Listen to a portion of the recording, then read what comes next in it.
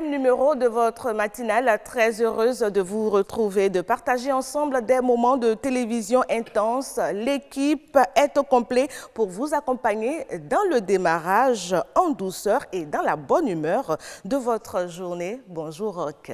Oui, bien bonjour Karamat, bonjour, ravis sommes-nous mesdames et messieurs de vous retrouver et comme vous le dites si bien Karamat, tout sera une fois encore décontracté comme je le suis, sans cravate, lâchez-vous, nous allons nous amuser, nous allons rire beaucoup dans cette émission et également apprendre, on ira de surprise en découverte pour notre culture générale. Bien sûr, et dans notre salon de débat, chers amis téléspectateurs, nous attendons d'être rejoints par nos invités ici même. Pendant ce temps, les messages continuent d'arriver. Le sujet mis sur le tapis a fait le tour des réseaux sociaux et vous avez été nombreux à y laisser votre point de vue. Le sujet, il est ceci, la dot, faut-il s'en passer ? Oui, pas facile d'y répondre, hein, Karamat. C'est une interrogation qui nécessite beaucoup de réflexion et en attendant, découvrons ces merveilles du Bénin. Nous sommes à Materi, dans la commune de Materi, dans le département de l'Atakora.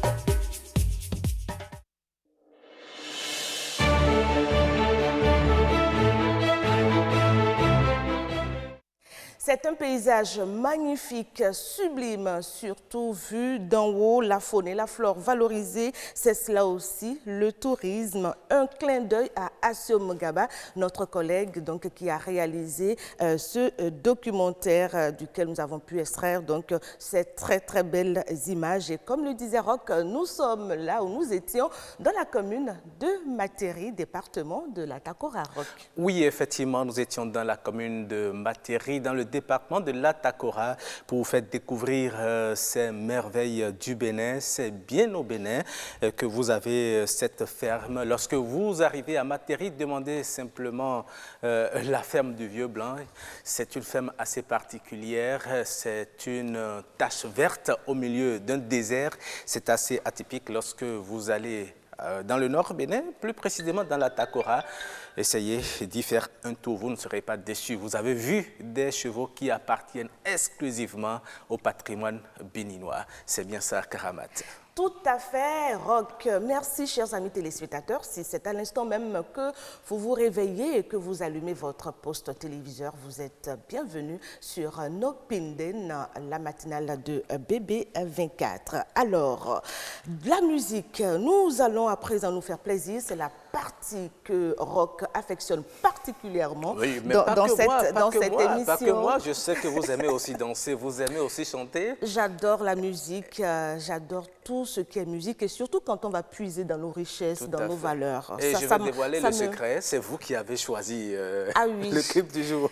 Et moi, en plus de nos chefs d'édition Heureuse Danondé et Fulgencia Rontondi qui avons ensemble réservé pour vous ce duo. C'est un clip équipe née d'une parfaite collaboration. Ils sont tous deux béninois, de genres différents bien sûr, mais là n'est pas l'essentiel. Ce qui compte, c'est la portée de ce message, un message de paix que vous entendez déjà. On vous laisse savourer.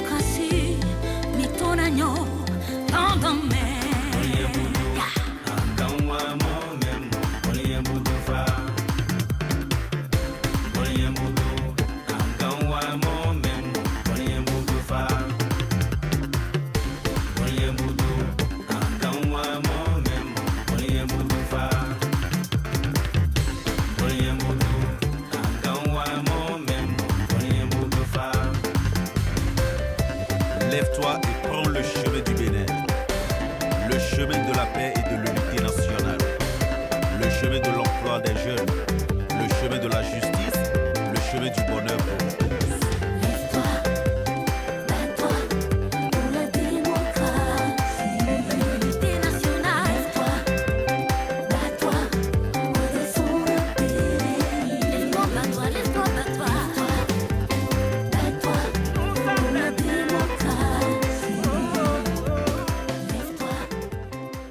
Toi.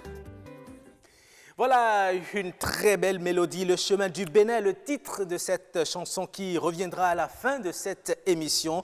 Elle a été vraiment dansante, cette chanson. Kalam Lai, artiste chanteur béninois du Septentrion, il est un prince bâton, griot, il le tient de sa mère. Il a une aisance à interpréter d'autres langues nationales comme le fon, le dindi, le mina, comme vous l'avez constaté tout à l'heure, Karamat. Et c'est vrai, Rock, l'artiste a à son actif plusieurs distinctions, finaliste Bénin Top 10 en 2017 et le prix du Bénin Golden Award de la même année. En 2014, il décroche le prix Conavab, la Coupe nationale des vainqueurs du Bénin. Oui, et son fils avec Anateko décroche le prix de l'artiste au Bénin Top 10. En 2015, Anateko, elle, dispose à son actif 3 albums, Mon Miracle, T'aimer seulement et puis Total Adoration. Et Anateko, son passage dans l'émission Star Academy lui a valu des distinctions en France et du côté des Caraïbes. Alors, c'est l'heure pour nous de débattre de notre sujet sur la dot. Et si on en parlait?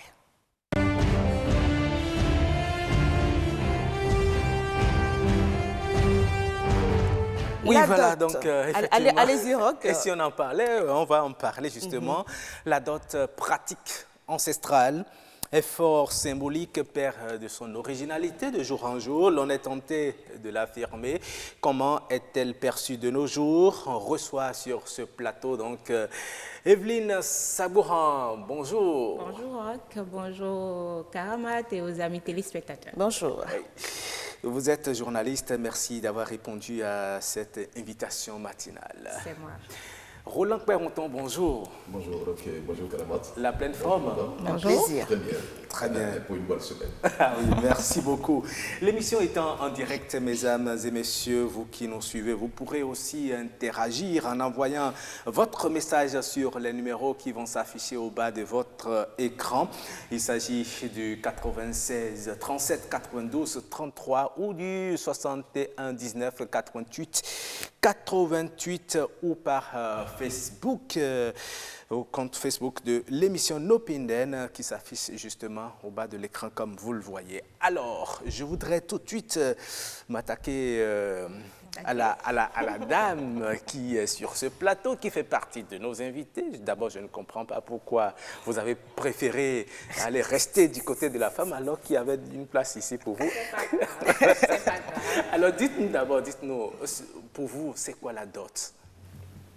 La dot, pour moi, c'est juste un cadeau, si je peux m'exprimer de la sorte, qu'on donne à l'épouse, à la future épouse, bien sûr, juste pour aller signifier à ses parents que c'est moi qui suis là et je veux bien prendre soin de votre enfant. Oui, mais lorsque vous le dites si bien, c'est un cadeau. Lorsque c'est un cadeau, vous êtes libre de donner ce que vous voulez, mais dans ce cas d'espèce, vous n'êtes pas libre généralement de donner ce que vous voulez. Oui, bien sûr, parce que nous l'avons dit tout à l'heure, ou bien vous l'avez dit tout à l'heure, c'est un précepte coutumier. Oui. Et puis, donc, quand on parle de coutume, il ne faut pas se prétendre... Il n'y a pas de débat autour. Exactement. Il ne faut pas prétendre être libre dans certaines manières, à une certaine mesure. Monsieur Perronton Roland, dites-nous, est-ce que la dot représente toujours, alors nous parlons aujourd'hui, une marque de considération pour la femme? Mais forcément, puisque la société en a établi comme tel, et on comprend, tout en étant un cadeau, comme l'a dit tout à l'heure, l'a signifié madame. Mais quand on donne un cadeau, c'est qu'on veut ramener la personne qui reçoit votre cadeau à un état de plénitude ou bien de joie intérieure pour savourer et puis pour accepter plus tard ou bien après la demande que vous allez formuler. Oui. Mais un cadeau, pour faire plaisir, vous devez tenir compte des desiderata de la personne qui le reçoit. Ça justifie qu'on aille se renseigner de comment se présente un cadeau dans le cas d'espèce pour signifier son amour à la jeune fille et sa dévotion à la famille. Est-ce que c'est ça qui explique aujourd'hui ces fameuses listes qu'on rencontre aujourd'hui quand on veut donner la dot? Bon, quand vous mettez le qualificatif de fameuse, ça explique certainement une exagération que j'entrevois dans votre... Dans le déroulement de l'émission d'ailleurs. Dans votre propos. Une exagération... tout dépend de la famille dans laquelle vous y allez. Et l'exagération, on l'aperçoit par rapport au pouvoir d'achat de la personne qui veut donner. Il y en a même qui se donnent à cœur joie à cette exagération. Oui. Si c'est un prince qui veut prendre la main de votre fille et il est nanti, et il est bien riche, vous profitez de la situation pour lui dresser une liste... Enfin, vous profitez de la situation. Oui, la société fonctionne, mais malheureusement. Ce faisant, vous livrez à la vente votre fille. Oui. Ce faisant, vous livrez à la vente votre fille. Vous profitez, lui-même, il va se dire qu'il a acheté cher. Malheureusement, il a doté votre fille. Nos relations sociétales entre les individus comme entre les familles, dans le cas d'espèce, la dot, c'est autant entre un individu et entre un homme et une fille, ou une dame, excusez-moi, c'est aussi entre les familles. Les familles. Mais quand c'est des relations publiques, voyez-vous, tout en étant privé, c'est plus parce que c'est dans le champ public que nous observons. Et notre législateur, la justice va revenir là-dessus, notre législateur, dans le Code des personnes de la famille, dispose dans l'article 142, si je ne me trompe, que la dot a un caractère symbolique. Mais j'ai cherché dans le même code, quel est le sens et la portée, la définition du mot symbolique. Je ne l'ai pas eu. Parce que c'est justement ça. Je voudrais demander à la juriste, journaliste juriste sur le plateau, qu'est-ce qu'on y met dans le terme, dans le vocal symbolique? Le législateur n'a pas défini ce qu'il veut mettre dans symbolique. Donc, chaque parent peut y mettre ce qu'il veut. Bon, pas, en tout cas, depuis la base, la dot a toujours été symbolique, un symbole. Mais lorsqu'on dit représente... Oui, lorsqu'on parle de symbolique, dans le bon vieux temps, il suffit seulement d'amener peut-être un sac de sel, et puis c'est déjà symbolique. Bien sûr, comme il suffit aujourd'hui d'acheter une maison et c'est symbolique. Il suffit aujourd'hui d'acheter avec l'évolution du temps selon vous, puisque vous parlez aujourd'hui de maison. Selon moi, la dot aujourd'hui évolue juste avec le temps. Ce qu'on faisait dans le passé, nos grands-mères, peut-être quelques colas, et c'était... Le monsieur l'a dit tout à l'heure. Aujourd'hui, le pouvoir d'achat joue dans la dot, qu'on le veuille ou non. Est-ce que cela ne met pas mal à l'aise ces personnes qui ne sont pas munies, qui n'ont pas assez de moyens, monsieur Péonton? Tout à fait, je le consens, parce que combien de mariages auraient pu être célébrés, mais ne l'ont pas été juste parce que le pouvoir d'achat n'étant pas là, ils ne se sentent pas capables. Le suivisme et cette peur de dire mais vous avez vu hier, on a fait telle à telle madame, et le complexe d'infériorité, et puis ce m'as-tu vu, oui. Le m'as-tu vu, et nous avons, et ce qui fait que parfois, au lieu de le faire à date T, on le fait à date plus 2, 3, 4, parce qu'on veut réunir nul n'est détenteur du temps ni de l'espace, donc vous pouvez avoir ce projet, au lieu de le faire de façon sobre, parce que la société vous a obligé dans un format donné, vous y conformez malgré vous. Et cela nous pousse à des déviances. N'est-ce pas? On va en reparler tout à l'heure. On reviendra sans juste, M. Péonton, sur ces déviances liées à la dot. Mais nous avons, entre-temps, promené notre caméra et notre micro dans les rues de Cotonou et nous avons ramené ceci comme moisson.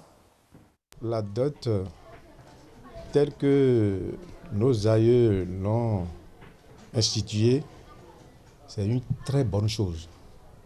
Une très très bonne chose qui arrange plutôt la fille. Qui fait que la fille est respectée dans la famille où elle s'est mariée. C'est obligé de dépasser, je vois, on donne pour les autres.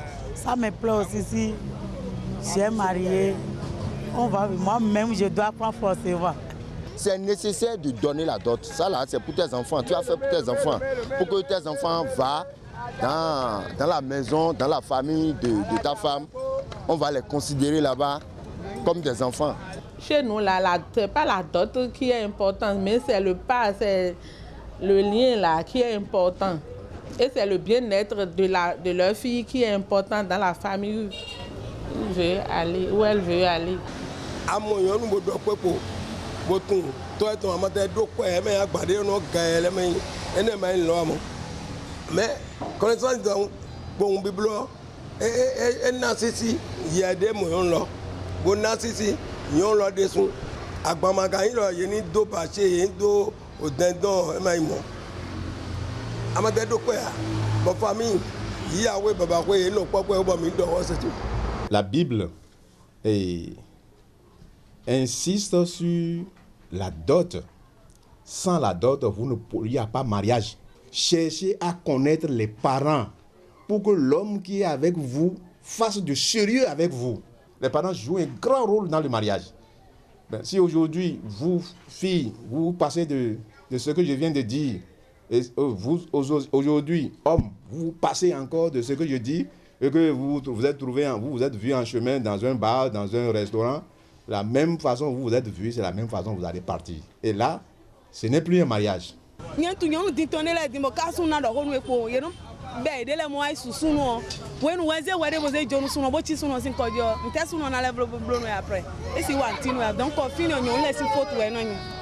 peut pas dire qu'on va supprimer, c'est comme si la dot est comme si je viens me montrer, je viens me démontrer, je viens faire une action que je veux rester avec votre enfant.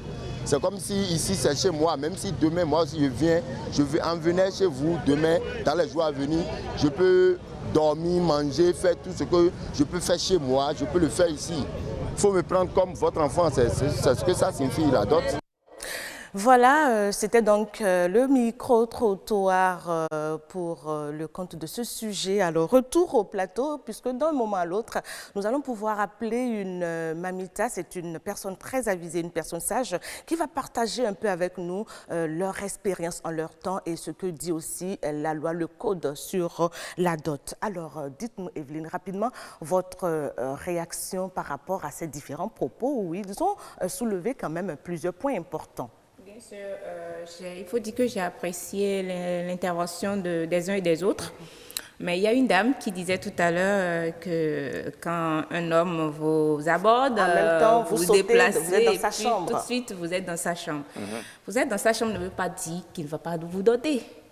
Mais je dis non. Mais lorsque vous ne lui permettez pas de faire ce qu'il doit faire et que vous allez vous jeter dans ses bras, comme on le dit, oui. Vous ne voyez pas que c'est ça qui retarde souvent, comme le disait tout à l'heure Roland Perronton, la cérémonie de dot. La cérémonie de dot, en fait, la dot aujourd'hui encore se fait en deux phases. Si vous me permettez, on parle de connaissance des parents, qu'on appelle petite dot, avant de faire la prodada, comme on peut le dire, la grande dot. En réalité, depuis un certain temps, les gens, quand ils font juste la connaissance des parents, ils reprogramment l'autre qui se dit grande dot, et c'est après, ils se mobilisent vraiment les sous pour y aller, parce qu'on l'a dit tout à l'heure, il y a un peu d'exagération de nos jours. Je voudrais qu'on revienne sur les deux types de dot, la petite dot et la grande dot. Justement, c'est à la grande, comme le disait Evelyne Sagboran tout à l'heure, qu'on s'attend à sortir le grand jeu. Chacun veut montrer, enfin, le mari veut montrer sa force de frappe par rapport à la famille qu'il reçoit ou qu'il accueille. Mais la petite dot, elle est faite de quoi? Est-ce qu'on se sent obligé pour la petite dot de donner aussi de petits trucs à la famille de la fille? Bon, là, vraiment, pour ce que moi j'ai fait, par exemple, la petite dot, elle n'est suite à aucune... Elle n'est pas... Non, elle est instituée, puis c'est ce qu'on appelle connaissance des parents. Mais c'est obligatoire. Et vous y allez, la connaissance des parents, elle est obligatoire parce qu'elle précède la dot. C'est en réalité les fiançailles. Voilà, ok, d'accord, si c'est le thème, français pour le dire. C'est ce que le code reconnaît, les fiançailles. D'accord. Ok, donc c'est ça la petite dot, mais c'est beaucoup plus des noix, de cola, deux bouteilles de boisson, gin ou un peu de sucrerie et une petite enveloppe modeste. Là, on ne vous fait aucune exigence, véritablement pas. Mais parfois, la petite dot est perçue comme la grande. La grande dot. Oui, on fait tellement dans la société, de listes. Il y a un peu de tout. Oui. Ouais, il y a ceux qui ont cet esprit simpliste des choses et plus opérationnel. Et ceux-là qui veulent entrer dans l'exagération. Et vous en aurez toujours. Mais il revient alors, pas aux individus, mais à la société de réguler cela. D'accord. Parce que si nous avons dit dans le code que la dot a un caractère symbolique, quelle évaluation faisons-nous après, par exemple, 15 ans d'application du code? Parce que nous ne pouvons pas attendre des individus qu'ils aient de bons comportements si la société ne régule pas. Vous avez vu, par exemple, je fais un parallèle rapide, quand on refuse aux propriétaires de maisons de céder plus de 3 mois de loyer, ça fait une pratique sociétale que l'on veut enrayer. On peut s'intéresser aussi à cette pratique autour de la dot et réguler la société. D'accord, très bien. On a besoin de cela. Karamat, avant que vous n'établissiez la liaison avec Mémé Bouriana Dagia, j'ai envie, parce que nous ne sommes pas encore à la phase de lecture des messages, mais j'ai envie très rapidement de partager un message d'un téléspectateur avec nous. Allez-y, Roch. Qui dit, parce que un citoyen en a parlé tout à l'heure, c'est une instruction biblique, et le monsieur, il dit, seule la femme mariée vierge devrait être dotée. Qu'en pensez-vous? Moi, je ne suis pas sûre. C'est son avis, je ne suis pas contre son avis, mais je ne crois pas que ce soit seule la femme vierge qui doit mériter une dot. Je ne suis pas d'accord. Oui. C'est une opinion beaucoup plus orientée vers la religion qui suppose que la fille ou l'homme même devrait être dans une certaine virginité. Tout à fait. Mais quand on quitte le champ religieux, libre cours à chacun de doter qu'il veut. Si vous n'avez pas soif d'une virginité, vous en passez. C'est très important. Encore que quand on parle de virginité, les yeux sont orientés sur la femme, mais l'homme alors. D'accord, oui, Karamat. Je voudrais qu'on puisse partager aussi un message. Oui, aussi un message. Et si nous sommes en phase avec l'infographie, on va y aller très très rapidement. C'est c'est Hermone à point. Voilà, Hermone qui dit: il y a plusieurs cas de figure. Il arrive des situations où, compte tenu de ce qui est exigé pour la dot, l'homme peut emprunter pour honorer la dot. Et dans ce cas, pour payer sa dette, le train de vie du couple est réduit, ce qui est normal d'ailleurs. Les parents des mariés ne savent rien à ce sujet. Le couple commence par vivre au jour le jour. C'est un peu comme on dit après la dot, bienvenue, c'est bonjour les dégâts, en quelque sorte. Comme on le dit, on fait l'amour, on boit de l'eau. Oui. En fait, c'est un peu ça. Mais là, le cas qu'il évoque, c'est ceux-là qui n'ont pas les moyens de doter la femme, mais qui, juste pour paraître, vont faire des prêts, même on va louer les instruments qui vont servir à doter votre femme. Bon, c'est dangereux, hein, si ce que vous dites est vrai. Nous avons ce n'est pas moi, ce n'est même pas moi qui le dis, ce sont les réactions des téléspectateurs, des internautes. Donc, il y a location de notes. À un événement, on loue les chaises et les plats, et les couverts. Ne me dites pas que les gens vont louer les pailles, les ustensiles, même les pailles, pour doter une femme. Ça sort de l'entendement. En tant que femme, moi, je n'accepterai jamais que mon homme se mette sur ce terrain-là. Moi, je ne vais pas accepter. Mais est-ce que vous saurez justement qu'il est allé emprunter? Le fait est qu'au finish, les trucs normalement me reviennent. Si je ne les retrouve pas, je le saurai. Mais parfois, c'est la femme qui le demande. Hein. Bon. Elle dit à son homme, écoute, tel a reçu vraiment la dot de façon grandiose. Je veux aussi que tu me fasses quelque chose de grandiose. Donc, s'il faut aller emprunter quelque part juste après le mariage, on retourne. Comme je le disais tout à l'heure, chacun a son avis sur certaines choses, mais moi, en tant que femme, je n'accepterai pas. S'il y a des femmes qui peuvent l'accepter, quitte à elles de le faire. Ouais. D'accord. Rapidement, est-ce que vous vous attendiez à recevoir grand ou petit pour votre dot? Si entre-temps, vous ne l'avez pas encore reçu. C'est une question, pour moi, la connaissance des parents a été déjà faite. Oui. Donc, quand on parle de dot, grandiose ou petite, peu importe. Je me dis, moi, si je sais une chose, c'est que quand on parle de coutume, il faut être on est un peu réservé au Bénin. Mais il y a certaines choses, il y a une limite que moi, je sais que mes parents ne peuvent pas dépasser. D'accord. Je suis confiante en cette matière-là. N'est-ce pas? Bien sûr. Merci beaucoup. Alors, si tout va bien, nous allons entrer en contact avec notre invitée. Elle s'appelle Mamita Bouriana Dagia. Mamita, bonjour. Alors, vous avez certainement écouté nos échanges ici sur ce plateau, partagé les avis de certains internautes. Vous êtes, il faut le dire, hein, ex-officier d'état civil aujourd'hui à la retraite. Et la question de la dot, vous en entendiez parler depuis longtemps. Quelle est votre appréciation justement sur l'allure que prend la chose aujourd'hui? Merci Karamot, et je salue tout le plateau. Bonjour. Bonjour. La dot a une origine. Et c'est depuis la nuit des temps.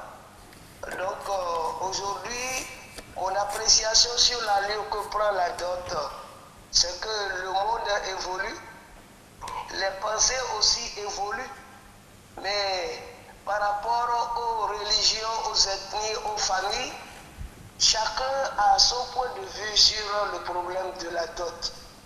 L'essentiel, c'est que la dot ne soit pas ruineuse. D'accord. Que l'on puisse faire une dot selon ses moyens. Donc, il ne faut toujours pas voir la dot en fonction des moyens. Qu'on soit riche ou pauvre, tout le monde peut y aller. On peut être accepté facilement, normalement.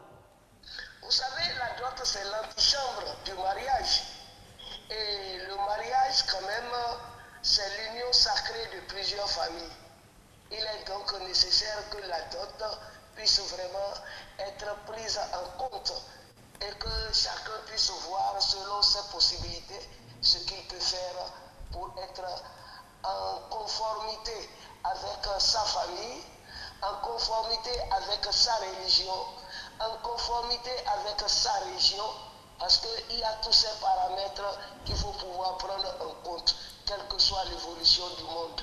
Mais vous partagez le même avis, le même constat que nous aujourd'hui. Nous voyons que le caractère mercantile de la chose a pris le pas sur le caractère symbolique et cela est forcément dû à l'évolution du temps. Oui, exactement. C'est parce que le monde évolue. Mais vous pouvez retenir aussi que dans les temps immémoriaux, la dot était quelque chose de sacré et de grandiose. Regardez par exemple si un roi devait aller demander la main d'une princesse pour son fils.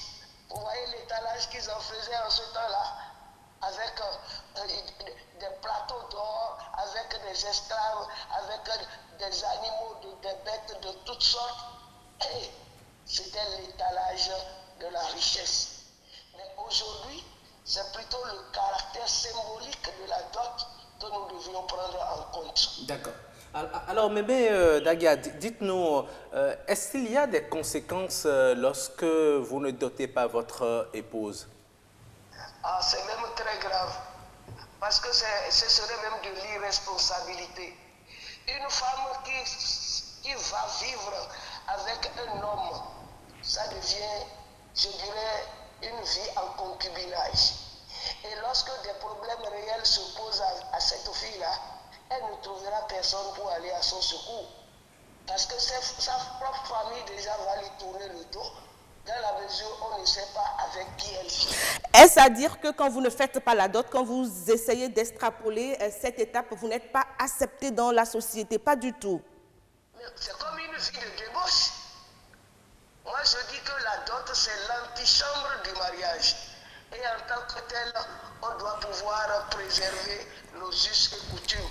Donc, on ne peut pas s'en empêcher. On ne peut pas aujourd'hui supprimer la dot, à votre avis? On ne peut même pas du tout supprimer dans la mesure où aucune religion ou aucun État n'a de force sur une quelconque religion ou une quelconque ethnie. Et cela se fait selon vos possibilités. L'essentiel, c'est de garder le caractère symbolique de la dot, qu'elle ne soit pas ruineuse et que chacun puisse le faire selon ses moyens. Mais il paraît que lorsque vous ne dotez pas votre femme, même si vous avez des enfants, ils ne vous appartiennent pas encore. Est-ce que c'est le cas dans toutes les traditions? Selon des ethnies, effectivement. Parce que lorsque vous n'avez pas doté votre femme, ça veut dire que la famille de cette femme-là, ou bien les familles de cette femme, puisqu'elle a un père et une mère, ne vous reconnaissent pas. Merci beaucoup, Mamita Bouriana. Alors, quels sont vos conseils à l'endroit de la jeunesse aujourd'hui? Parce qu'il y en a dans le rang des jeunes qui pensent que la dot, bouffe, quoi. Ça, c'est avant, comme ils le disent souvent, on peut bien s'en passer. Quel est votre conseil pour eux ce matin? Pour ce matin, je demande aux jeunes de vraiment se prendre en charge, d'être des responsables et savoir que prendre une femme, c'est vraiment quelque chose de très beau. Vivre en couple, c'est mieux que de mener une vie de débauche. Et en tant que tel, l'homme qui veut prendre une femme doit pouvoir prendre ses responsabilités et montrer qu'il est capable de s'occuper de cette femme, malgré que cette femme-là, elle aussi aura ses moyens de subsistance en elle. Mais il faut que nécessairement que l'homme montre qu'il est vraiment le chef de famille. Et c'est en tant que tel que même lorsque nous officions des mariages, nous posons d'abord le problème de est-ce que la dot a été vraiment acceptée par les familles? Et si oui, vous voyez que vous êtes beaucoup plus à l'aise pour célébrer un mariage. D'accord. Les jeunes, n'ayez pas peur. Faites de la dot selon vos possibilités. Et la dot se prépare aussi. Voilà. On ne la donne pas un seul jour. Mais est-ce que la femme peut contribuer à la dot?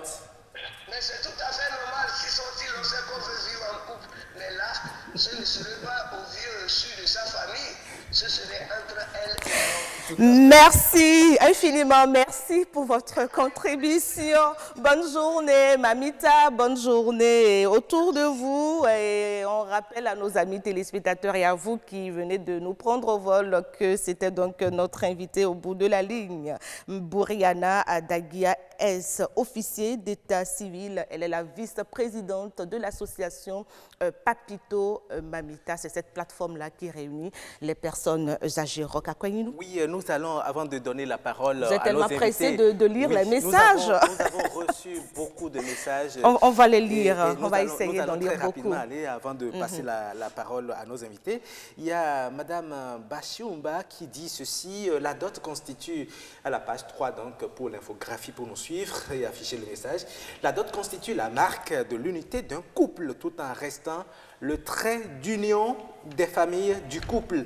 La dot représente le mariage traditionnel, voire coutumier, parce que relatif à chaque ethnie. La dot se fait en 2 ou 3 étapes, que sont la connaissance, la petite et la grande dot. Ah, oui. C'est un peu le contraire de ce que nous avons fait de 2 dots. On se rend compte qu'il y en a 3. La connaissance, la petite et la grande dot. Selon les familles, voilà. Les familles. Et elle complète, elle dit aujourd'hui, elle a été réduite à une étape réunissant quelquefois 2 en une. Je me demande une chose, est-ce qu'on ne va pas s'entendre, les religions, je ne sais pas si ça va être possible pour qu'on puisse retenir quelque chose de fixe par rapport à la dot, justement. Je ne crois pas parce que, qu'on le veuille ou non, les familles ont certaines exigences. Moi, je trouve même que c'est parce que le législateur ne peut pas aller sur ce terrain qu'il a dû dire. Que la dot est un caractère symbolique. Parce que donc, vous savez... libre pour chaque famille de fixer ce qu'elle entend par le symbolisme. Roch, je vais te dire une chose. Hein. Vous venez aujourd'hui, la famille peut étendre tout ce qu'elle veut, mais... Vous voyez un homme aller porter plainte contre ça? Jamais. Mais c'est difficile. Juste qu'aujourd'hui, nous devions conscientiser un peu les familles à être raisonnables. À être raisonnables. Et ce qui choque un peu sans le vouloir et sans le savoir, c'est justement ces familles opulentes qui essaient quand même de mettre la barre un peu haut et comme je le disais, qui fragilisent, qui coupent l'herbe. Ça ne va pas cesser. Donc on va demander juste à l'autre partie donc, de prendre ça sportivement et d'y aller. Mais Karamat, parfois dans le désir de faire plaisir, de montrer qu'on a les moyens et de rehausser sa femme dans sa famille, on fait vraiment des dots grandioses et plus tard c'est des problèmes pour la femme. On lui crée des problèmes, soit elle n'arrive pas à concevoir ou c'est la tante qui est là et qui dit moi ma fille n'a pas eu la chance d'avoir rencontré un homme pareil. Est-ce que par la finir, jalousie même si entre-temps, vous avez les moyens, ne pas s'en passer et rendre la femme heureuse dans son ménage, que ce soit vraiment symbolique comme on le dit? Vous évoquez là des questions vraies, puisque nos sociétés ont des réalités endogènes. Voilà. On parle de sorcellerie, mais aussi... La sorcellerie aussi s'invite dans ça. Le droit, oui, tout à fait, le droit. Et puis les mauvais yeux, comme on le dit, qui sont venus, mais qui n'ont pas apprécié que la fille de l'oncle ou du frère soit honorée de la sorte, mieux que sa fille à soi, qui a eu la même dot, mais qui était plus sobre et plus modeste. Et là, nous posons la question de l'éducation de notre société. Je voudrais particulièrement féliciter Mamita pour sa clairvoyance. Et en quintessence, elle a dit l'essentiel. C'est aussi le talent de la richesse, mais elle insiste sur le caractère pouvoir d'achat de chacun. Que la dot ne soit pas ruineuse. Elle a insisté sur cet aspect-là. Que nous n'y allons pas pour nous ruiner. Et elle demande à ce que chacun y aille selon ses moyens. Elle a raison, elle a raison. Je voudrais qu'on revienne sur un aspect qu'elle a brossé rapidement. Et Roch est revenu là-dessus. Est-ce qu'il est autorisé, il est permis aujourd'hui que la femme donne les éléments, même pas qu'elle contribue, elle va même au-delà de la contribution, c'est-à-dire qu'elle va même prendre tout en charge, juste pour être honorée. Est-ce que c'est toujours le symbole, ça peut se faire, non? Oh, non, ça perd le caractère symbolique qui est l'expression de l'homme ou de sa famille, de ses familles, à la fille et à la famille de cette fille. Mais là, c'est un secret entre l'homme et la femme. Mais l'amour de la dame, de la fiancée ou de la future mariée peut amener. Mais vraiment, c'est de nature. Le caractère symbolique de la chose. C'est évident, ça de nature. L'amour peut amener la fille, la fiancée, à commettre ce geste-là, mais ça dénature. Ça dénature. Pourquoi ne pas alors attendre que l'homme en soit capable? Donc, qu'il aille mobiliser. D'où ce que Mamita a dit, de prendre tout son temps pour préparer la dot. Rien n'est pressé. Vous l'avez dit, nul n'est maître du temps. Vous prenez tout le temps. Parfois, des femmes n'ont pas la chance de recevoir cette dot-là. Et puis, est-ce qu'il y a même un âge? Est-ce qu'il y a même un âge pour Je ne crois pas. Voilà. Je ne crois pas. Juste qu'entre-temps, c'est avant que la femme rejoigne le mari. Voilà. Mais aujourd'hui, Mamita l'a dit, le monde évolue. Il y a certaines choses qu'on faisait, on trouvait que c'était la norme, mais aujourd'hui, avec l'évolution du monde, ce n'est plus la norme, qu'on le veuille ou non. Donc, on doit s'adapter forcément. On s'adapte avec le temps. On s'adapte tout simplement avec le temps. Par rapport à la question de la femme contribue. Je suis d'accord que la femme puisse contribuer. Je suis d'accord. Mais moi, je me transforme en l'homme, j'achète tout, je le mets. Là, vous mettez en pantalon? Pardon, n'acceptez pas ça. Et vous mettez en pantalon? Mamita a parlé de quoi? De la responsabilité. Ça veut dire que vous ne voulez pas que je vous respecte dans le foyer. Donc, c'est moi-même, je me suis dotée. Vous voulez que je vous considère comment? C'est pas une raison. S'il vous plaît, Monsieur Permonton l'a dit. Et on se connaît, Roch. Ça demeure un secret. Attention, la femme, quand elle est fâchée, et c'est là où je voulais en venir. Et c'est là où je voulais en venir. Quand la femme est fâchée, tout est dehors. Alors, le risque pour l'homme, dans ce cas, c'est que, voilà. Madame dévoile tout. D'accord, nous allons passer à un autre message très rapidement qui va s'afficher. C'est le message du professeur Dodi Amozovi qui réagit. Il dit, tout cela dit, je pense que nous exagérons un peu quand nous parlons des dérives de la dot. Dans la grande majorité des cas, elle donne toujours lieu à des arrangements, des négociations et des appuis divers. Il arrive même que de plus en plus des parents ou des familles n'imposent rien et demandent à l'époux de faire selon les pratiques de chez lui. Oui, c'est nécessaire. Oui, il y a des dérives, mais ces dérives ne prennent pas encore le pas sur le normal et le symbole. Travaillons à contenir les dérives. C'est ce que dit le professeur, le sociologue Dodi Amozovi, à qui nous disons merci et belle journée. Tout à fait. Alors, comment vous pensez-vous qu'on peut contenir justement, mettre les garde-fous à ces dérives-là? Bon, ouais, une société, elle est régie par des normes, des règles, mais les règles, elles ne suffisent pas parce que l'homme est un animal qui n'est pas statique, et il est dynamique, insatiable et il est imprévisible. D'où le besoin de l'éducation. Donc la démarche de sensibilisation et d'éducation doit être une démarche constante et continue. Et continue dans les familles, dans nos sociétés. Pour que et la dot et le mariage, au lieu d'être des éléments de joie, n'arrivent pas, ne deviennent pas des enfers pour les mariés, surtout pour la fiancée ou la mariée. Donc, il faut sensibiliser les individus de la société autant, puisqu'on dit souvent dans nos dictons, quels que soient les ethnies, les langages, les langues là, on dit, on ne finit pas d'apprendre, mais on finit de grandir. On abuse donc de l'éducation, surtout l'éducation familiale. Surtout l'éducation familiale et surtout sensibiliser aussi les femmes, parce que je me rends compte, parce que je suis femme, que c'est parfois nous les femmes aussi qui poussons les hommes à certaines dérives. Oui, en fait, vous savez, la dot, Mamita le disait tout à l'heure, c'est l'antichambre du mariage. En fait, la dot pour moi, c'est pas l'antichambre, mais c'est le mariage coutumier. Le code reconnaît ça. Si vous ne faites pas la dot, aujourd'hui, vous ne pouvez pas prétendre faire le mariage civil. On l'exige. On l'exige. Oui. Donc, c'est d'abord, est-ce que la famille vous a accepté d'abord? Et ensuite, la loi vous reconnaît. Puisque, que la loi le veuille ou non, la coutume existe avant la loi. Donc, on doit respecter ça, qu'on le veuille ou non. Mais vous savez, femmes, oui. Oui, vous savez, avant de vous laisser continuer, c'est vrai que des messages vont s'afficher, mais je voudrais vous dire quelque chose. Oui, bon. On va lire ce message. On ne voit pas celui qui a envoyé.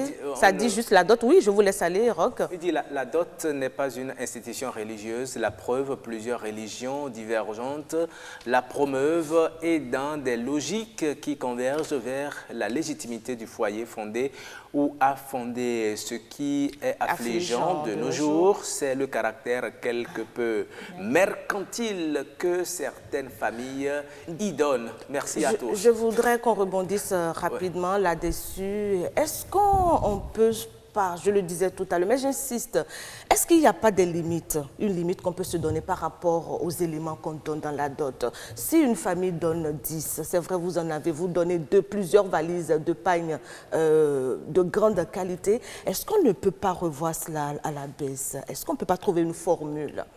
Les sensibilisations ne peuvent-elles pas aussi passer par là?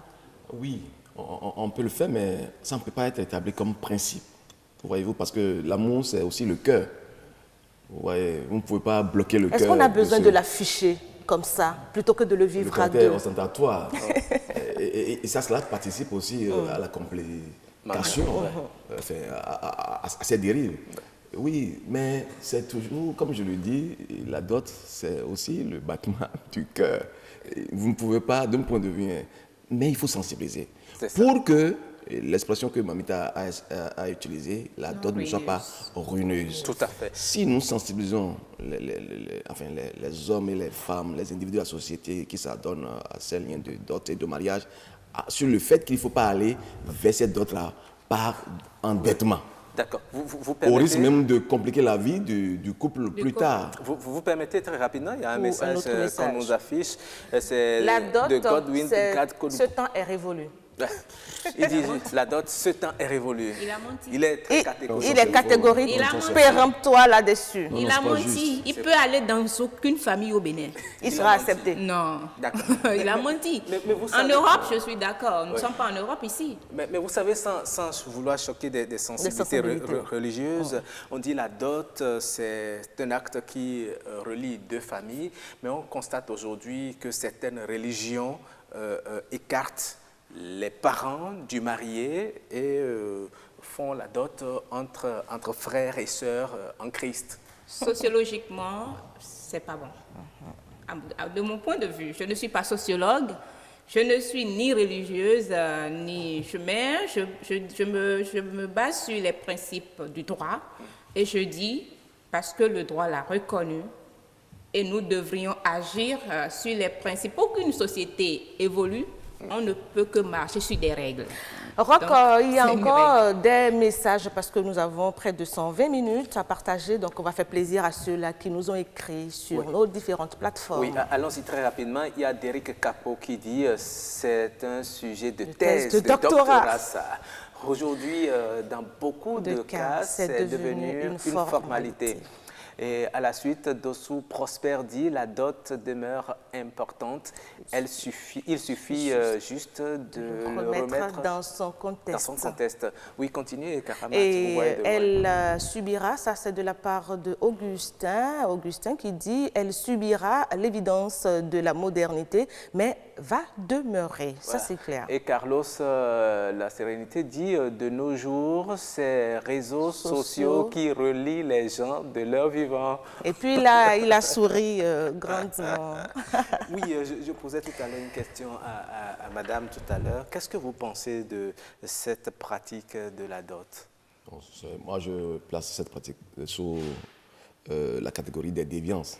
Vous voyez, comme l'officier de l'état civil demande et en fait comme une exigence que la dot, l'aspect coutumier, a été fait avant qu'on ne vienne devant l'officier de l'état civil pour contracter le mariage civil, on devait aussi s'assurer que le mariage est religieux. En fait, c'est ça, le mariage religieux, en fait. Ce que vous dites, c'est le mariage religieux.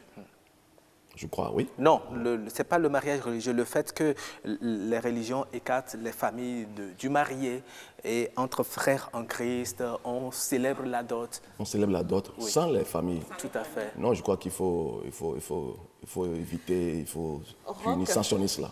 On nous signale de l'autre côté que le temps du débat est arrivé à son terme. Oui. Nous allons remercier nos invités. Je sais que Roch a beaucoup d'autres points d'interrogation. On va revenir là-dessus. C'est comme vous aimez si bien le dit, le débat continue toujours. Débat continue. Nos plateformes sont ouvertes. Laissez vos messages. Nous allons partager nos expériences ensemble et revenir en débattre sur le plateau. Et très rapidement, quelqu'un, Talibou Belikis, qui dit « à trop gonfler, cela, on entraîne la démission de ceux qui veulent le faire ». Mais non pas de grands moyens. Merci beaucoup, Roch. C'était donc le débat, la dot, faut-il s'en passer? C'est clair que non, on ne peut jamais se passer de ce geste-là symbolique dans nos traditions, dans notre coutume. Merci beaucoup, Evelyne Saboran, d'être venue nous voir et partager votre expérience avec nous. Merci aussi à vous, Roland Péonton. Merci, ça fait plaisir. Et on est toujours ensemble. Chers amis téléspectateurs, nous allons marquer une toute petite pause et on revient. Au cœur de l'Afrique noire, berceau de l'humanité, le Bénin vous ouvre ses portes et vous dévoile des mystères enfouis depuis la nuit des temps. Sillonnez le pays et découvrez ses richesses. Osez la rencontre avec un peuple accueillant qui saura vous faire partager son énergie et son héritage.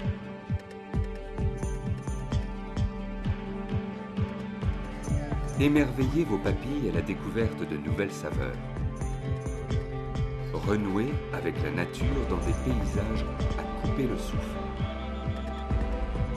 Imprégnez-vous de sa culture, de ses coutumes et de son savoir-faire.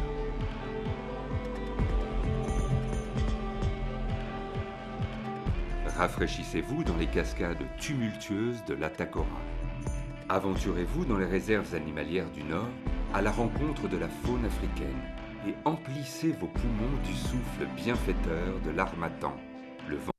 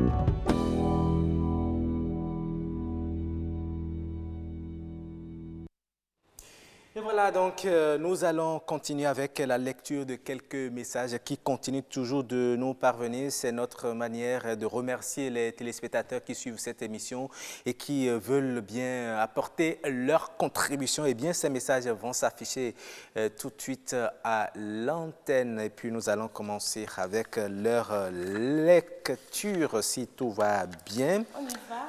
On dit, doter une femme, ce n'est pas donner toute la richesse du monde entier. Il ne faut pas doter et après être aigri avec elle sous ton toit. Ou, voilà, on dote selon ses moyens. Il est vrai que la famille de la femme envoie une liste, mais ça revient à la femme d'eux. Et puis le reste du message n'est pas affiché. Ouais, voilà notre infographiste qui s'affaire pour nous rendre ça lisible et dans la forme qu'il faut. Et là, on parle de préfinancement. Quelqu'un demandait s'il ne faut pas que la femme préfinance la dot. Eh bien, quelqu'un dit préfinancer, pourquoi? S'il est prêt dans 2 ans, on le fera. Rien ne presse. C'est question d'honneur pour la femme qui m'accueille et ma famille. On lui fait une liste. S'il ne peut, qu'il voit avec les aînés et s'ils insistent qu'il cherche. Voilà. Est-ce qu'il y a un autre message à l'infographie? Il y en a, d'accord. D'autres messages. On va le partager, mais c'est tellement petit. Voilà. Oui, dit la dot, selon moi, devrait être le signe de la communion entre les deux familles, ou bien les familles autour de l'union de leurs enfants pour notifier l'accord de chacun et s'assurer, surtout dans notre société actuelle, que l'un n'est pas allé trouver son demi-frère. Donc, elle est très importante, seulement que cela conditionne le comportement de certains hommes au point de se demander s'il fallait ne pas le faire. Ne pas le faire. La dot est aussi venue pratiquement en remplacement au mariage civil et religieux et c'est dommage. Mais faut-il s'en passer pour autant? Non. Je ne pense pas. Ne pense pas. Il faut le dire. Il faut le faire. Voilà, un autre message. Merci au passage de votre fidélité. La chaîne Bébé 24, 24 heures sur 24. La dot, oui, mais symbolique, puisqu'elle est, comme l'a dit plus d'un ici, est un acte social qui réunit plusieurs familles. La dot a perdu, certes, sa valeur symbolique et est devenue un moyen d'anarque, mais je pense que ce n'est pas pour autant qu'il faut la supprimer. Il faut revoir l'éducation des enfants et c'est ce que disaient tout à l'heure nos invités sur ce plateau. Roch a déjà partagé. Oui, j'ai déjà lu ce message très rapidement. A trop gonflé, oui. Il est déjà passé. Un autre, oui, descendez le message un peu s'il vous plaît. Alors, qu'est-ce qu'on va faire s'il n'y a pas de message, Roch? Je pense qu'on va continuer nos échanges ou cette émission. Voilà. Oui. C'est arrivé le message. Roch, oui. À vous l'honneur. Le message dit ceci. Aujourd'hui, bon nombre d'hommes fuient la dot sous le prétexte que cela ruine, que cela chosifie la femme. Cela dépend de la conception de chacun, mais il faut reconnaître que la dot officialise les liens du couple, responsabilise l'un et l'autre, fait œuvre de fierté et d'honneur du couple, puis des familles. Maintenant, quel est le mariage qui ne fait pas dépenser? C'est pourquoi il est souhaitable que chacun des conjoints soit autonome afin de participer aux dépenses dans une mutuelle complicité. Je souhaiterais que les jeunes cessent de penser que les parents s'enrichissent par la dot.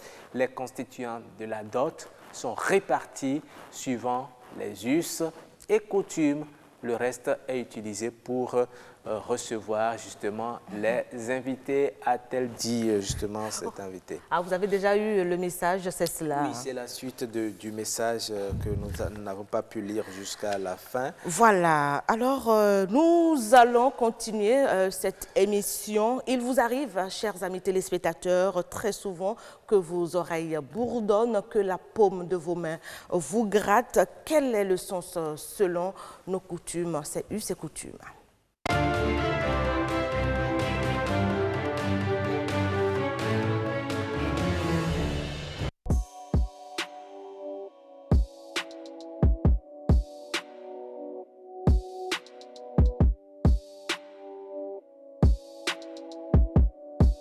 Quand les mains vous grattent, à l'intérieur, la coutume dit que vous avez la chance d'avoir de l'argent.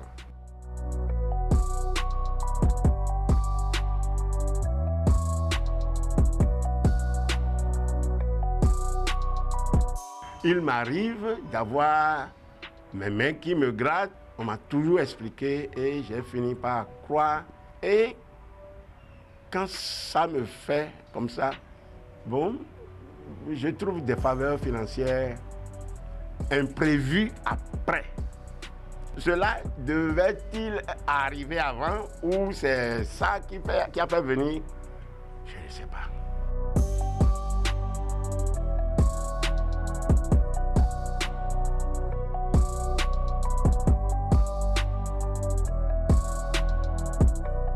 Mais quand c'est les pieds qui vous grattent, c'est tout le contraire.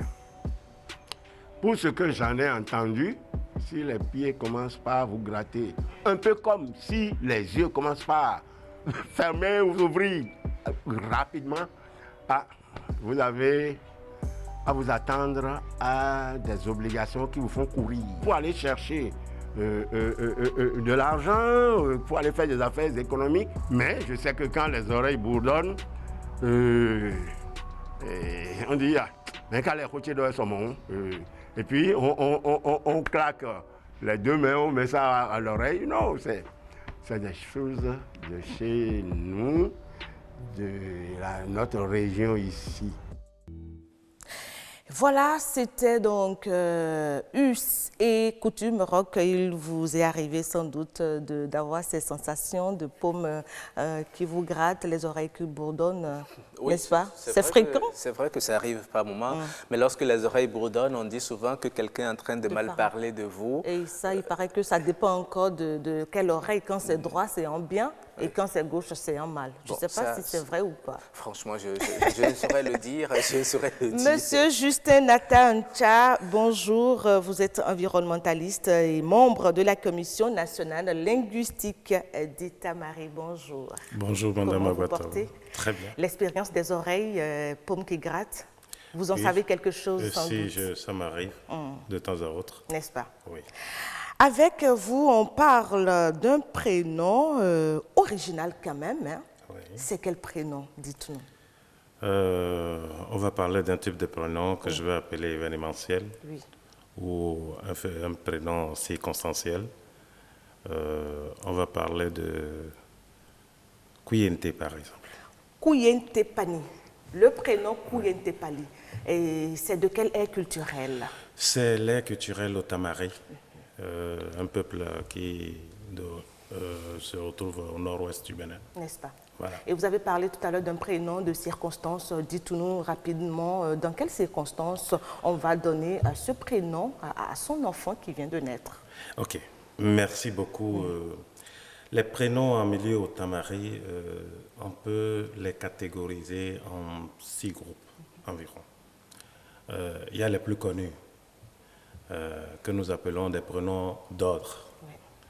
Alors, ces prénoms sont devenus des noms de famille.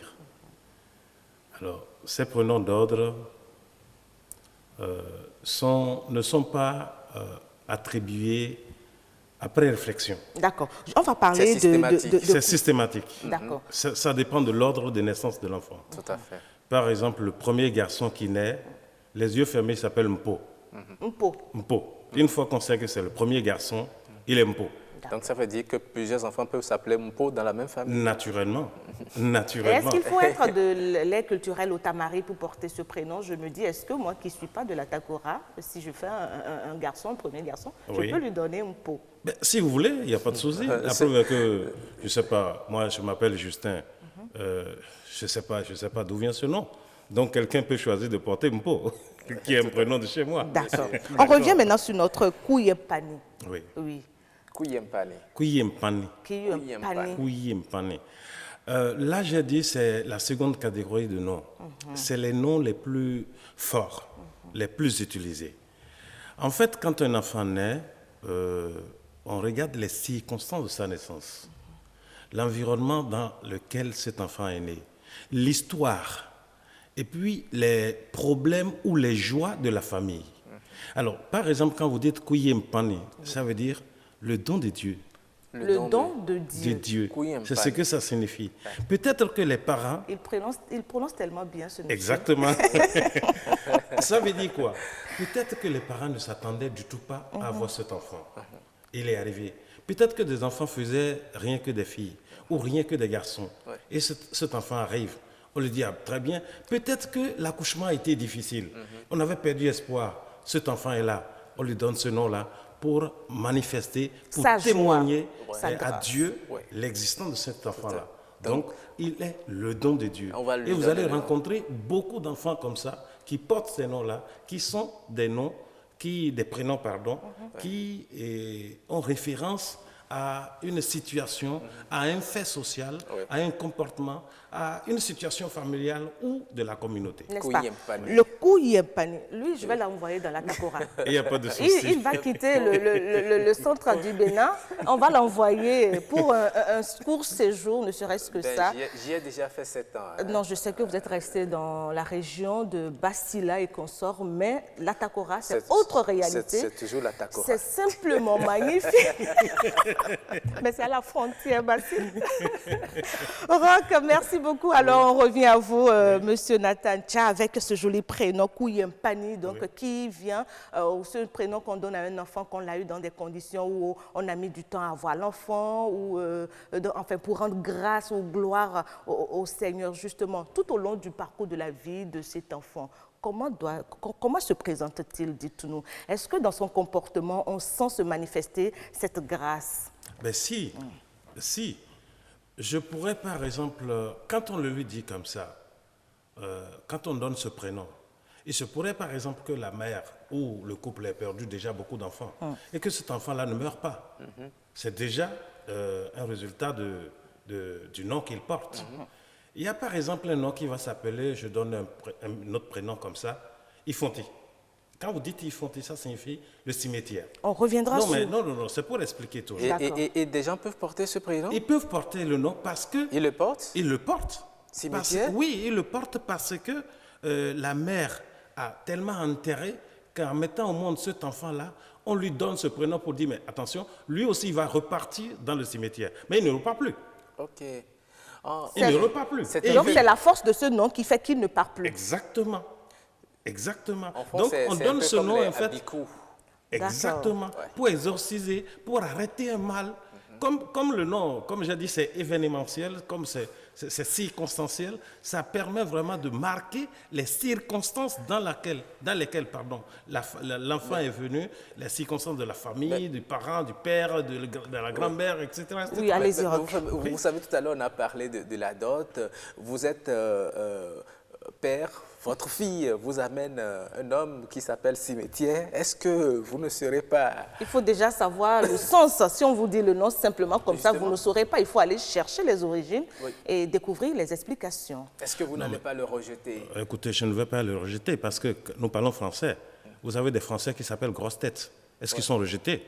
Vous avez des Français qui s'appellent Rivière. Vous avez etc. Vous en avez qui s'appellent le coq. Donc vous savez, personne ne les a rejetés. Ils n'ont pas changé de comportement. D'accord. On va revenir à notre prénom du jour, le Kouyempani. Kouyempani donc peut être féminin comme masculin. Une femme ou un homme peut porter ce prénom. Femme ou homme peuvent peuvent porter ce prénom-là. D'accord. Alors, les prénoms qui sont rangés selon le genre ou selon le sexe sont les prénoms d'ordre. Merci beaucoup, monsieur. Ceux-là, ils sont rangés. Par exemple, quand vous entendez Nka ou bien quoi. Avec vous, on aura beaucoup d'autres prénoms. C'est tout simplement qu'on garde le contact, n'est-ce pas, Roch? Oui, Monsieur on garde Justin Natancha. On va garder le contact avec lui, tout comme avec notre expert des prénoms africains, Maoutan Geoffroy Djessou. C'est lui qui nous a parlé de beaucoup de prénoms la semaine dernière. Nous allons revenir à lui, alterner, parler un peu des prénoms à travers les différentes ethnies. Merci beaucoup, monsieur Natancha. Merci d'être passé nous voir. C'était donc avec vous le prénom africain. Roch, nous allons afficher maintenant la capture. Vous autorisez, on va le faire ensemble avec vous, bien sûr.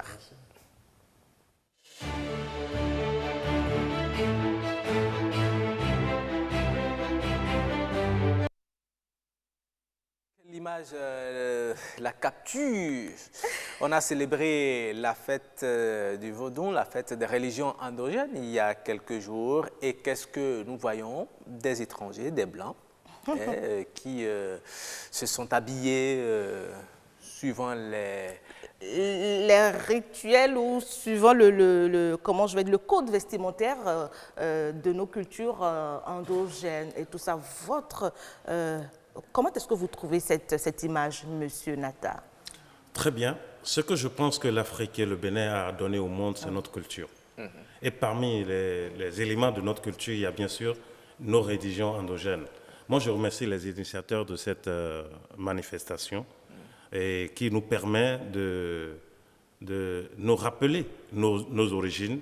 Et si d'autres personnes qui jadis avaient dit et s'étaient dit supérieures apprennent et s'habillent comme nous, je pense que c'est un début de révélation de mon pays, c'est un début de manifestation de la force de mon pays. Mais lorsque ce sont des étrangers qui le font, parce qu'il y a un message en bas, il dit réveillez-vous, sinon le blanc reviendra une fois vous apprendre ce que vous avez certainement, vous voyez, pendant que certains rejettent sur ce point de vue, je crois, et je n'ose pas croire que nos prêtres vont livrer les secrets qui sont dans nos couvents à toutes les personnes. Les Blancs sont déjà dans les couvents.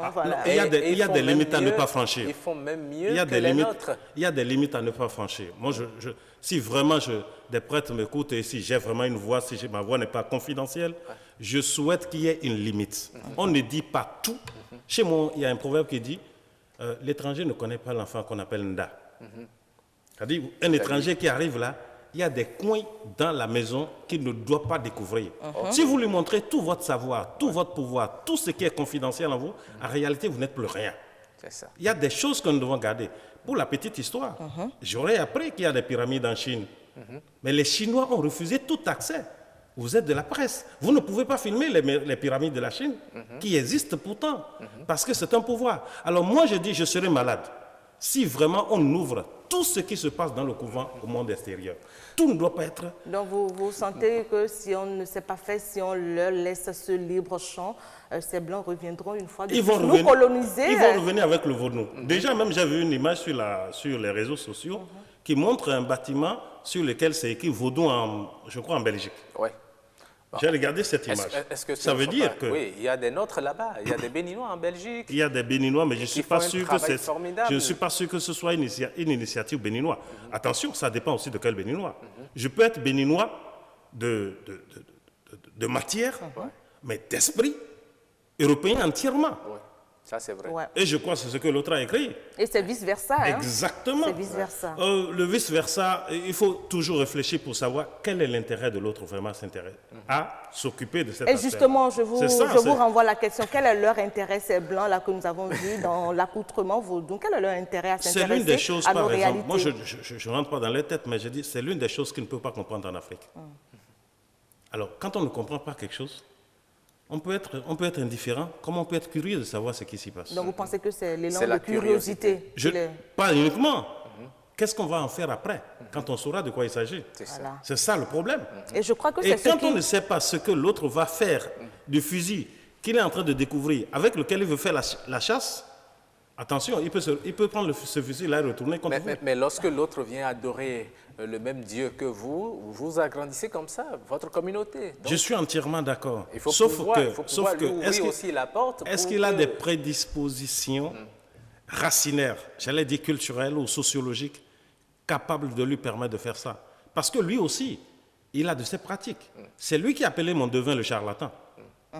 C'est lui qui l'a appelé charlatan. Charlatan est péjoratif. Mais le devin est toujours resté chez lui. Il est resté, il est demeuré, mais il appelle devin chez lui. Il continue de peindre en noir tout ce qui est africain. Donc quand il s'intéresse comme ça, je dis, ok, c'est bon, mais jusqu'où ira-t-il? Il faut être méfiant. Je suis tentée il faut être prudent, j'allais dire. Oui. Est-ce que ça vous inquiète? Est-ce que vous n'êtes pas anxieux de voir cette image-là, Roch, ces blancs en vaudou et tout? Est-ce que vous n'avez pas peur? Pas du tout, moi j'ai pas peur. Au contraire, ça me fait plaisir, ça me permet de savoir que d'autres s'intéressent aux religions endogènes de mon pays, à la culture de mon pays, et qu'ils peuvent l'exporter. Vous savez, à travers la culture, on révèle aussi son pays à travers le monde entier. Donc, ce faisant, eh bien, d'une manière ou d'une autre, ils font parler du Bénin et cela va susciter aussi des attraits touristiques. Les gens viendront découvrir ce petit pays. Et qui dit attrait touristique dit devise, rentrée de devises dans notre pays, et nous parlons ainsi du développement. Le Bénin est en train donc de se révéler de plus en plus et on se développe, n'est-ce pas, Monsieur Nata? Oui, je suis entièrement d'accord. Vraiment, merci d'être resté commenter cette jolie image avec nous. On va vous laisser partir, Roch. Nous allons suivre le cours normal des choses. Oui, tout à fait. Et ce qui va suivre, c'est... Vous avez concocté quelques astuces pour nous. Oui, astuces.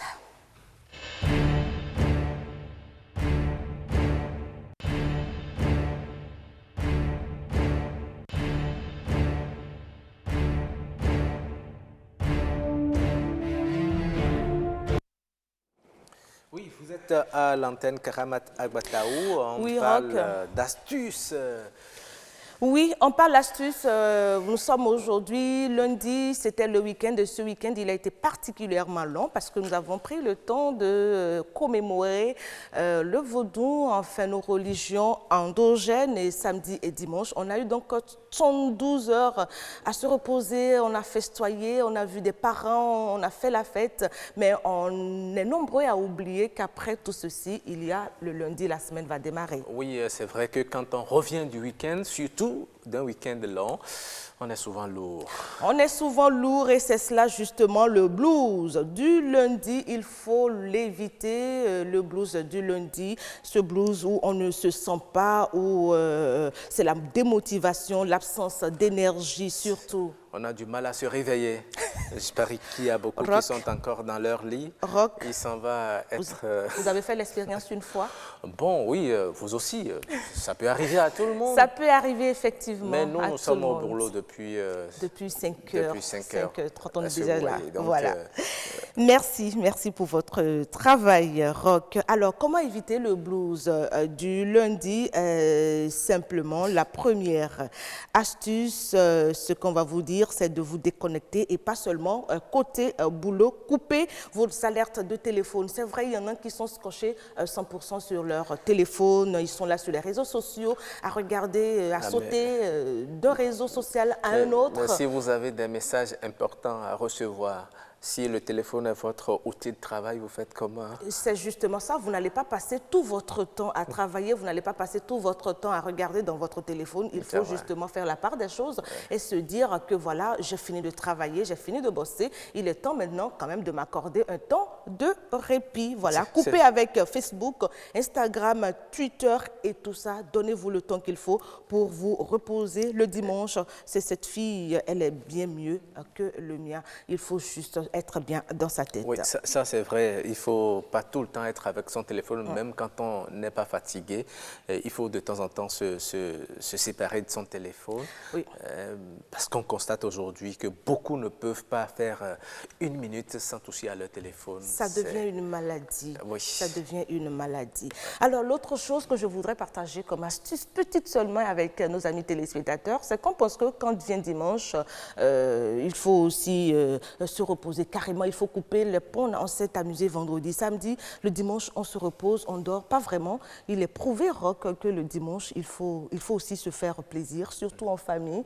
Aller faire de petits jeux, aller dans des aires de jeux et tout ça. De petits trucs, mais de façon très précise. Est-ce que nous en avons assez, les aires de jeu? Les aires de jeu, il y en a. Les quelques-unes que nous avons. Oui, c'est vrai qu'il faut... Vous avez des propositions certainement à faire. On vous écoute, Roch, dans ce sens. Non, je ne voudrais pas faire de la pub, mais il y a certains parcs d'attractions où vous pouvez y aller, où nous avons la chance d'être arrosés par une façade maritime. Vous pouvez aller à la plage, marcher dans le sable marin. Vous donnez l'idée de la plage, c'est magnifique. C'est tellement reposant, c'est relaxant. Aller à la plage, regarder l'horizon, tranquille, dans son canapé. Mais lorsque vous n'êtes pas à Cotonou et que vous êtes à Matéri, à Matéri, ou bien vous êtes quelque part dans le nord Bénin. Ce qu'on fait, c'est d'aller dans la nature. L'avantage de ces coins-là, c'est quoi? C'est la nature à l'état sauvage telle qu'elle se présente. Vous avez le cri, le chant des oiseaux, vous avez les arbres, toutes sortes d'arbres qui vous accueillent, qui envoient sur vous leur parfum, leur senteur. Moi, je me dis, le simple fait même de sortir et de respirer l'air pur, il n'y a rien de plus énergisant, je pense bien. Tout à fait, cela vous requinque. Exactement, ça requinque, ça vous donne de l'énergie, vous êtes d'aplomb pour démarrer votre journée. Roch, je pense que c'est tout ce que j'ai prévu pour nos amis téléspectateurs.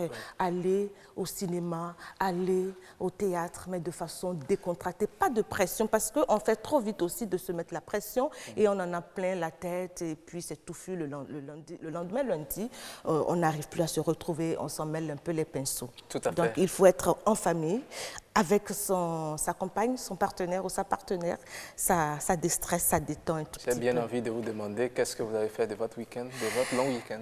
Est-ce qu'on peut en parler en coulisses, Roch, si c'est possible? Sinon, chers amis téléspectateurs, moi j'étais simplement en famille. On a passé tout le temps à s'appeler Roch et moi. Il en sait quelque chose. Oui, pour le boulot. Tout à fait.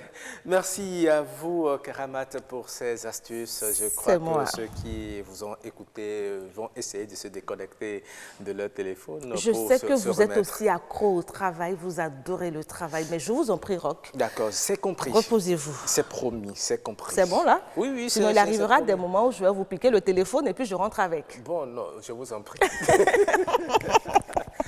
Alors, nous allons à présent repartir à Matéri pour découvrir ces merveilles de la ferme de Dassari. Ouais.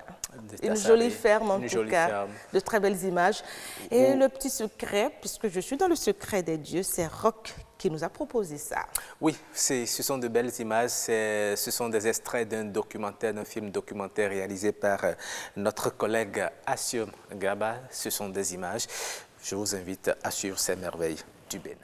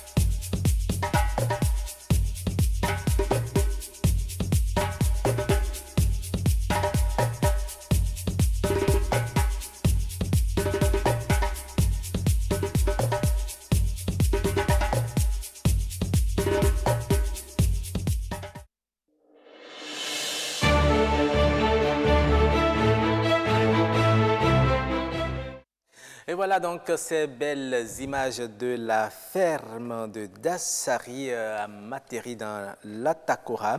Vous avez vu de très belles images de chevaux. Ce sont des chevaux Berba qui vous accueillent. Selon ce qui est dit, c'est la seule espèce de chevaux appartenant au patrimoine béninois. C'est un cheval rustique, selon les informations que nous avons eues. C'est un cheval rustique entièrement maîtrisé depuis des années. C'est une espèce issue d'un croisement entre un âne et un jument. Cela a donné un mulet hybride, et ce mulet qui est ni un cheval ni un âne, mais un hybride, ne se reproduit pas. Et le mulet issu de ce croisement est un petit cheval qui peut porter des charges importantes et qui peut tirer un chariot et qui peut marcher dans la montagne. Merci beaucoup Roch pour la présentation, la valorisation donc de ces bêtes, ces jolis chevaux. Alors, tout doucement, nous amorçons la descente Nopinden de ce lundi. Vous allez encore une fois avec nous. On va se lever, on va danser au rythme de cette belle mélodie Kalamoulay et Anateko, le chemin du Bénin.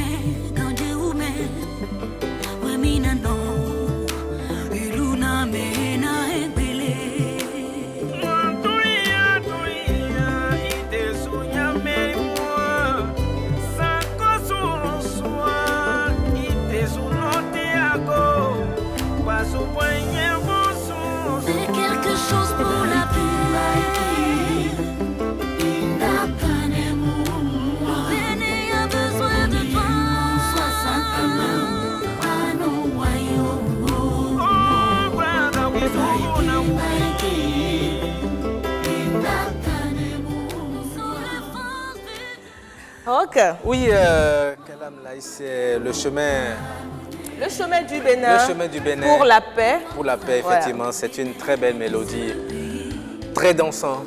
Et je vous vois. Et si vous vous leviez... Quand il s'agit de paix, moi je suis toujours debout pour la paix. On a besoin tous de paix. Vous n'aimez jamais la guerre, toujours la paix. Ah non, j'aime pas la guerre. Et vous non plus d'ailleurs, vous n'aimez la guerre. Voilà, merci à toute l'équipe pour le travail. Vous avez été nombreux à travailler avec nous. Merci à vous qui nous avez suivis depuis votre maison. Roch. Oui, merci aux téléspectateurs qui nous ont suivis. C'est ça, ça se passe ici sur Nopinden.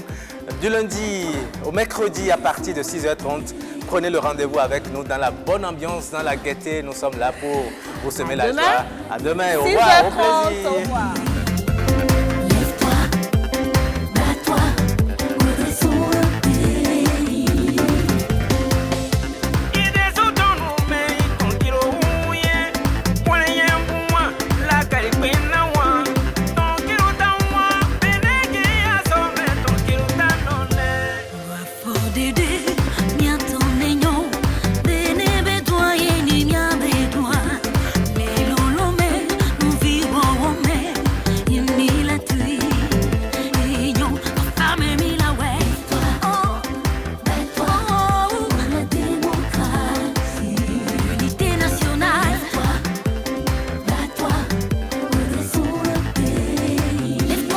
Lève-toi, bats-toi,